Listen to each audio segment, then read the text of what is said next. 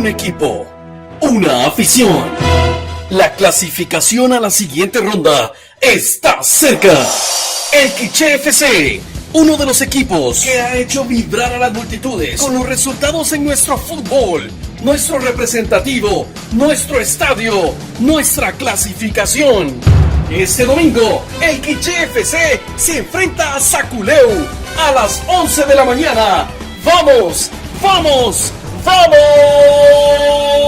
al estadio! Este domingo, 2 de noviembre, tu apoyo es fundamental para nuestro equipo en la clasificación a la siguiente ronda de la segunda división de la Liga Nacional. Nuestro Quiché FC se enfrenta a Saculeu. Admisión 10 quetzales niños, 20 quetzales adultos.